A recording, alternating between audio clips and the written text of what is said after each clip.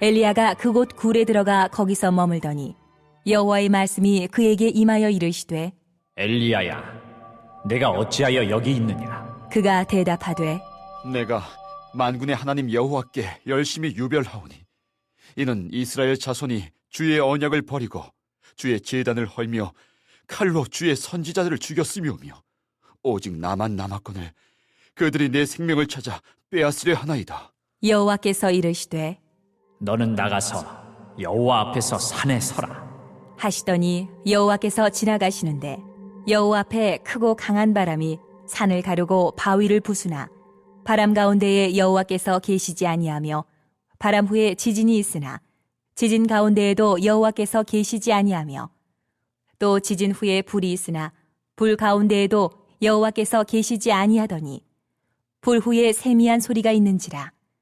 엘리야가 듣고 겉옷으로 얼굴을 가리고 나가 굴 어귀에 섬에 소리가 그에게 임하여 이르시되 엘리야야, 내가 어찌하여 여기 있느냐? 그가 대답하되 내가 만군의 하나님 여호와께 열심히 유별하오니 이는 이스라엘 자손이 주의 언약을 버리고 주의 제단을 헐며 칼로 주의 선지자들을 죽였음이오며 오직 나만 남았거늘 그들이 내 생명을 찾아 빼앗으려 하나이다.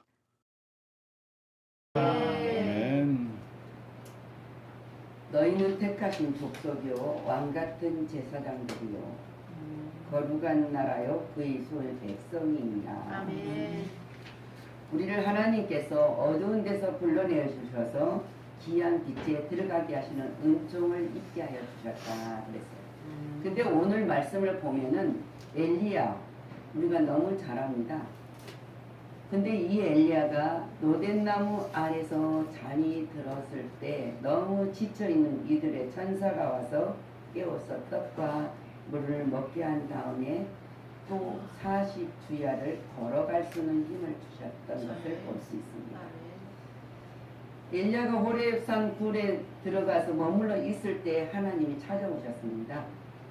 하나님께서 나타나셔서 내가 어찌하여 여기 있느냐고 물어보십니다. 근데 엘리야는 하나님의 종들이 다 순교를 하고 이렇게 나만 살아남아 있나이다 하고 고백을 합니다. 엘리야의 고백처럼 우리도 많은 고백을 할 때 많습니다. 근데 나만 홀로 남아있는 것이 아니라는 것이죠. 인간의 힘은 한계가 있다는 것을 엘리야를 통해서 우리가 다시 한번 봅니다. 엘리야도 인간인지라 그의 힘에는 한계가 있었던 거예요. 우리도 우리 자신을 바라볼 때는 한계 안에 있을 수밖에 없어요. 아무 우리가 열심을 다한다 할지라도 한계밖에 안 돼요. 근데 이 갈멜산에서 엘리야 그러면 갈멜산에서 한 대적했을 때 승리하는 엘리야를 우리가 생각을 할 때가 많습니다. 근데 그 엘리야가 하나님이 갈멜산성에 행한 일은 하나님의 능력이었다는 사실이에요. 우리가 하나님의 능력이 우리 힘에 임하면 우리는 모든 걸 할 수 있어요. 그러나 인간의 힘이 아니었다는 것을 우리에게 알게 해주시는 그 말씀을 우리가 믿어야 된다. 근데 하나님의 능력이 떠나가면 인간의 힘은 한계가 있기 때문에 한없이 약해질 수밖에 없고 두려워할 수밖에 없는 사실입니다. 그래서 우리가 마태복음 14장 30절을 보면 베드로가 예수를 바라볼 때 무리를 걸었습니다. 쿵덕쿵덕 바다를 걸었단 말입니다. 그런데 물을 보고는 무서워서 물에 빠져버렸던 사실입니다. 우리는 이 말씀을 통해서 우리가 얼마나 예수님을 바라볼 때는 얼마나 많은 힘이 임합니까? 근데 세상을 바라보면은 베드로처럼 물에 빠질 수밖에 없고 넘어질 수밖에 없다는 사실이에요. 근데 엘리야도 마찬가지입니다. 갈멜산상에서 하나님의 명령에 따라 제사를 드릴 때 하나님 하늘을 바라보았더니 뭐가 나왔습니까? 하늘에서 불도 내리고 비도 내렸던 놀라운 역사가 있었던 것을 볼 수 있습니다.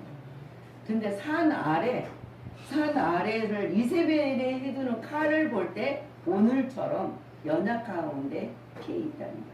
그 놀라운 역사가 있는 하나님의 능력을 보았다면은 이 이세벨의 칼을 바라볼 필요가 없어요. 왜? 하나님이 모든 것을 주관하고 있기 때문에. 아멘. 근데 이 이세벨의 칼을 피해서 돌아다니다 보니까 얼마나 지쳐 있겠어요. 하나님이 이 엘리야를 통해서 얼마나 다닐 때마다 하나님은 먹이시고 또 하나님의 사람을 만나게 해줬던 사건들을 얼마나 봅니까? 근데 그거는 잊어버려요. 사람들은 잊어버려요. 잘 일어나고 모든 형통한 일은 잊어버리고 지금 순간의 문제만 바라볼 수밖에 없는 거예요. 그래서 이 칼을 보고 휘두르는 것을 보고 지쳐버렸어요. 지쳐. 그래서 죽음을 구하는 데까지 이뤘다는 거예요. 여기서 내가 죽으면 더 죄를 짓지 않지 않겠사옵니까? 하나님한테 죽여달라고 구하는 것을 봅니다. 비겁하게 되어버렸어요. 비겁한 자가 되어버렸단 말입니다. 아무리 지난날에 강하고 담대한 믿음의 소유자였을지라도 하나님의 놀라운 능력을 받은 자였을지라도 그리고 그 능력으로 어떠한 일도 행했을지라도 하나님을 바라보아야지 세상을 바라보게 되면 한없이 약해지고 무능하고 비겁해질 수밖에 없어요. 아멘. 우리가 지금 이 코로나 문제로 인해서 사람들이 얼마나 비겁해집니까? 근데 비겁할 필요 없어요. 저는 이렇게 생각을 합니다.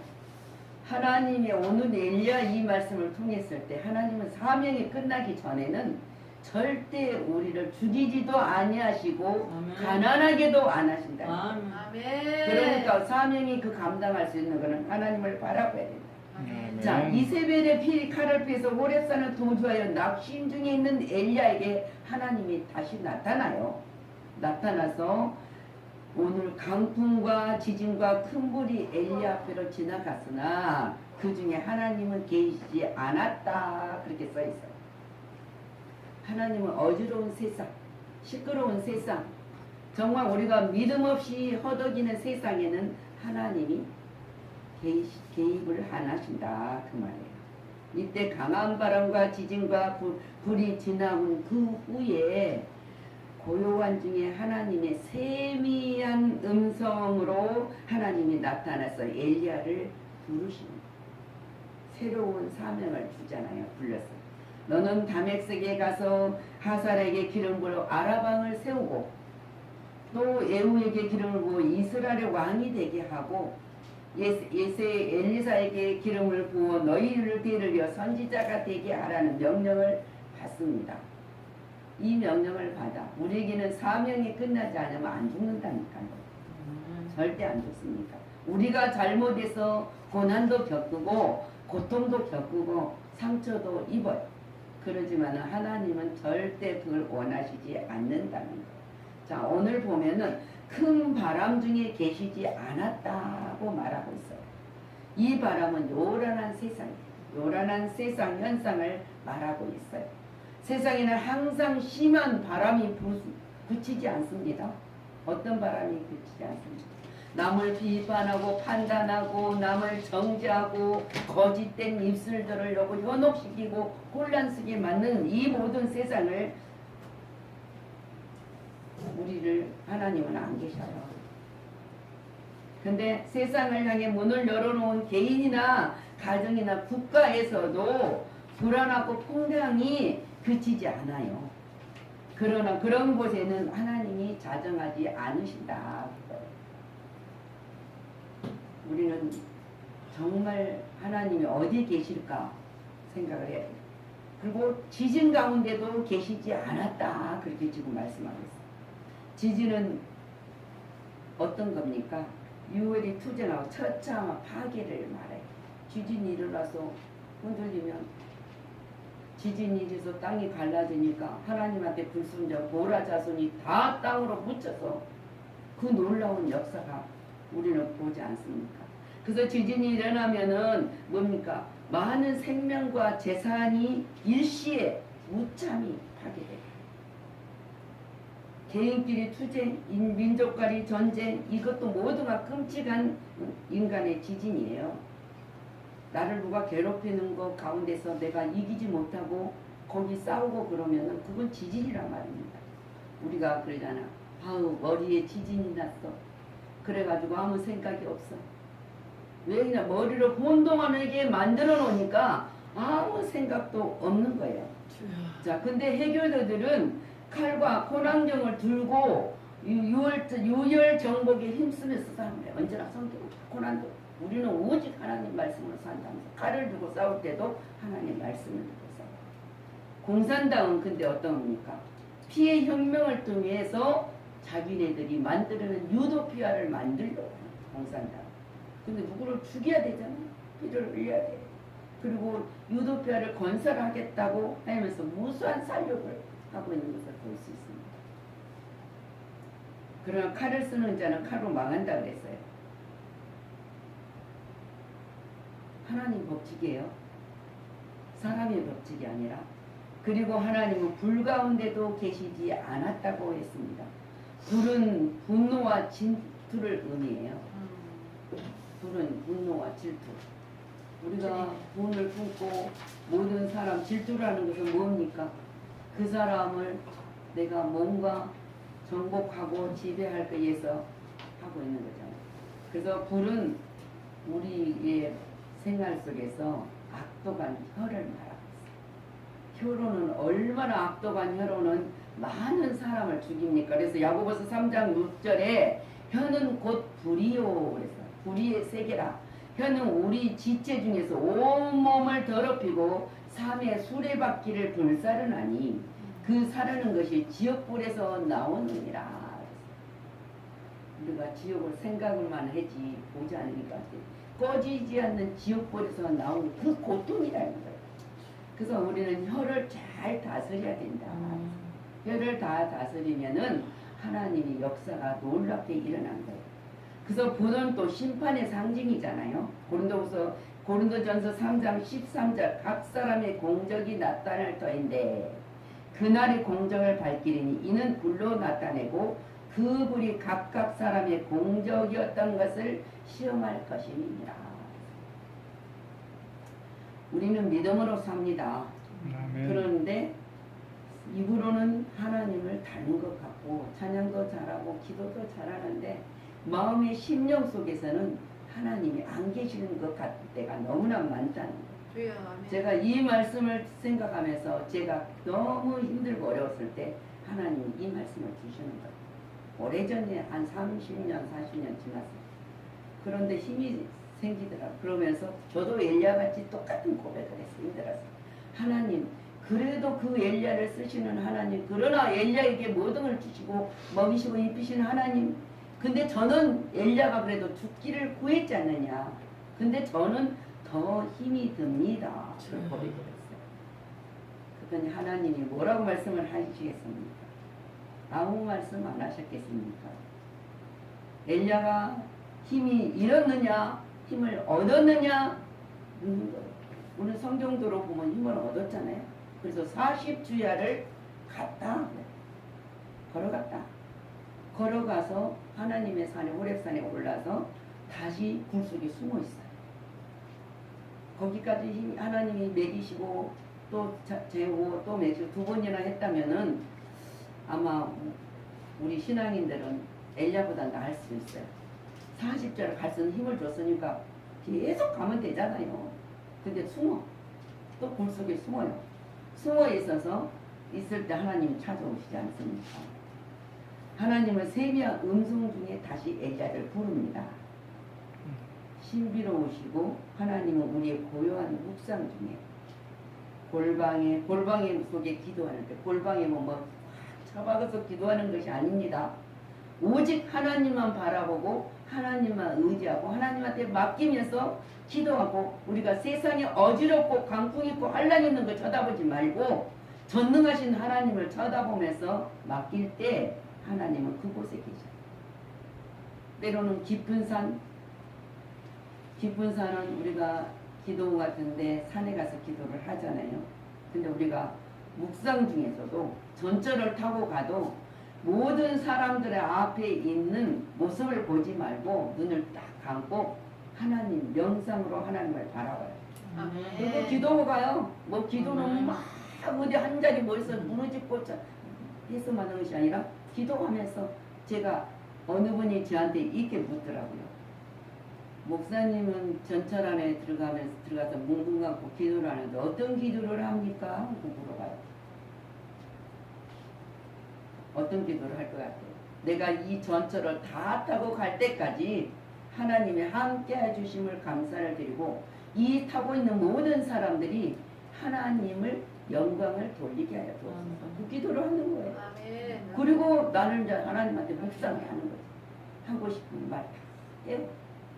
기도하면서 묵상하고 생각나는 사람 또 기도하고 또 그 사람이 어떻게 지낼까 궁금한 마음에서 하나님 도와주십시오. 그렇게 기도도 하고 생각나게 할 때 기도를 한단 말이죠. 얼마나 명상이 중요합니까?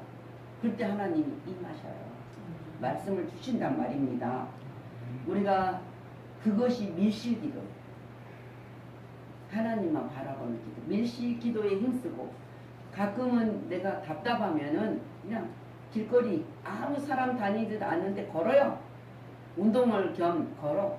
공원에도 걸으면서 기도를 해요. 사람 쳐다보지 말고 기도하는 마음으로 걸어요.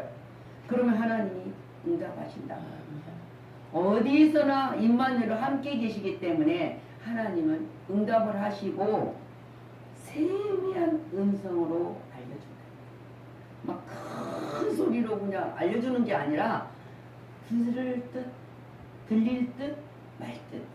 근데 그 음성이 우리 심령을 움직인다는 거예요. 심령을 움직이고 심령을 움직임 속에서 우리 마음에 그 날도 알지 못한 평강이 쫙 펴져가면서 할 수 있는 힘이 생긴다는 거예요. 그것이 하나님이 임하시는 역사예요. 그래서 그 하나님을 우리는 만나야 돼요. 만나야 살아요. 이 만나야 살아. 그래서 엘리야가 다 사명을 감당할 때 하나님이 들림을 받았다는 것을 볼 수 있습니다. 하나님이 사명을 딱 주잖아요. 그래서 엘리사에게 갔습니다. 마지막 후계자를 세워야 됩니다. 그래서 밭을 가는 엘리사를 만났을 때 엘리야가 겉옷을 벗어 던짐으로 예언자의 대를 이룰 것을 상징적으로 던졌어요. 그때 엘리사가 뭐라고 합니까? 즉시 소를 잡아 연회를 베푼 다음에 다 쟁기를 싹 살아가지고 소를 잡아서 고기를 구워서 연회를 베풀어요. 이건 놀라운 역사예요. 엘리사의 사명에 대한 것은 우리에게 보여줄 것은 뭡니까? 순종이에요. 사명. 우리는 이미 사명을 다 받았단 말입니다. 그 사명을 받았는데 우리가 좀 힘이 들면은 조금 있다 갈게요. 그런 생각을 가지고. 근데 우리는 그냥 가요. 우리가 하는 거 아닙니다. 하나님이 순종하고 응단을 내릴 때, 내가 할 수 있다고 할 때가 아니라 할 수 없다고 할 때 하나님은 놀라운 역사가 일어나는데 우리는 엘리야보다 엘리사가 많은 능력을 행했어요. 엘리사는 예수님 다음으로 많은 역사를 이렇게 사람도 살리고 많은 능력을 했던 것을 볼 수 있습니다. 그것이 바로 순종이에요. 말씀을 믿었단 말입니다. 기다렸단 말입니다. 인내로. 미련 없이 모든 것을 포기하고 엘리야를 따랐던 엘리사처럼 우리는 그래서 갑절이 영감을 달라 그러잖아요. 내가 너에게 무엇을 줄까? 갑절이 영감을 달라. 엘리야가 해냈던 모든 영역을 갑절을 달라. 이 갑절이란 말은 성령의 역사예요. 우리는 성령을 총을 청해야 돼요. 하나님의 성령이 도와주시면 능치 못한 일이 없을 거라는 걸 믿어야 돼요. 그래서 성령이 임하면 역사가 일어나는 거죠.